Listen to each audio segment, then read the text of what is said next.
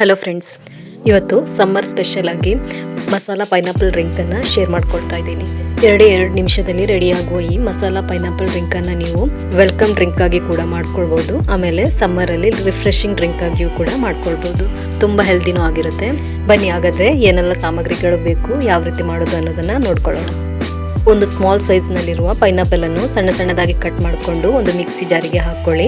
ಆಮೇಲೆ ಸ್ವೀಟ್ನೆಸ್ಸಿಗೆ ಒಂದು 100 ಗ್ರಾಮ್ ಅಷ್ಟು ಶುಗರ್ ಹಾಕ್ಕೊಂಡು ಇದನ್ನು ಗ್ರೈಂಡ್ ಮಾಡ್ಕೊಳ್ಳೋಣ.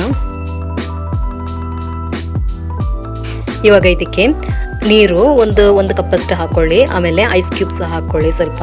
ಆಮೇಲೆ ಮಿಕ್ಸಿ ಜಾರನ್ನು ಒಂದು ಸೈಡಿಗೆ ಇಟ್ಕೊಳ್ಳೋಣ.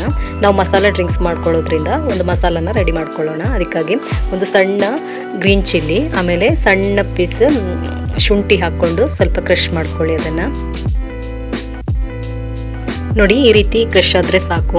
ಇದನ್ನು ಒಂದು ಸಣ್ಣ ಕಪ್ಪಿಗೆ ಹಾಕ್ಕೊಳ್ಳಿ. 1 teaspoon chaat masala, 1/4 teaspoon ಅಷ್ಟು ಸಾಲ್ಟ್, ಆಮೇಲೆ 2 ಟೇಬಲ್ ಸ್ಪೂನ್ ಅಷ್ಟು ಲೈಮ್ ಜ್ಯೂಸ್ ಹಾಕ್ಕೊಂಡು ಅದನ್ನು ಚೆನ್ನಾಗಿ ಮಿಕ್ಸ್ ಮಾಡ್ಕೊಳ್ಳಿ. ಇವಾಗ ಇದನ್ನು ನಾವು ಮೊದಲೇ ರೆಡಿ ಮಾಡಿ ಇಟ್ಕೊಂಡಂತಹ ಪೈನಾಪಲ್ ಕ್ರಷ್ ಇದೆಯಲ್ಲ, ಅದಕ್ಕೆ ಸ್ಟ್ರೈನ್ ಮಾಡಿಕೊಂಡು ಹಾಕ್ಕೊಳ್ಳಿ. ಆಮೇಲೆ ಸ್ವಲ್ಪ ಪುದೀನ ಎಲೆ ಕೂಡ ಹಾಕ್ಕೊಂಡು ಇನ್ನೊಂದ್ಸಲ ಗ್ರೈಂಡ್ ಮಾಡ್ಕೊಳ್ಳಿ.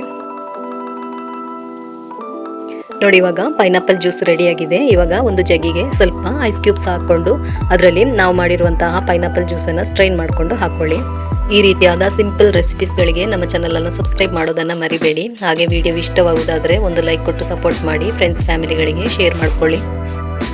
ನೋಡಿ, ಇವಾಗ ನಮ್ಮ summer special masala pineapple drink ರೆಡಿಯಾಗಿದೆ. ಇನ್ನು ಇದನ್ನು ಸರ್ವ್ ಮಾಡ್ಕೊಳ್ಬೋದು. ನಾನಿಲ್ಲಿ ಹೆಲ್ತಿ ಆಗಿರಲಿ ಅಂತ ನೀರು ಉಪಯೋಗಿಸಿಕೊಂಡು ಮಾಡಿದ್ದೀನಿ.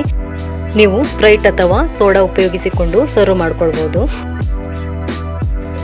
ಪೈನಾಪಲ್ ಮಸಾಲಾ ಡ್ರಿಂಕ್ ತುಂಬ ಟೇಸ್ಟಿಯಾಗಿರುತ್ತೆ, ಹಾಗೆ ಹೆಲ್ದಿನೂ ಆಗಿರುತ್ತೆ. ನೀವು ಒಮ್ಮೆ ಟ್ರೈ ಮಾಡಿ ನೋಡಿ. ನಿಮ್ಮ ಅಭಿಪ್ರಾಯವನ್ನು ಕಮೆಂಟ್ ಮೂಲಕ ತಿಳಿಸಿ. ಹಾಗಾದರೆ ಮುಂದಿನ ವಿಡಿಯೋದಲ್ಲಿ ಸಿಗೋಣ.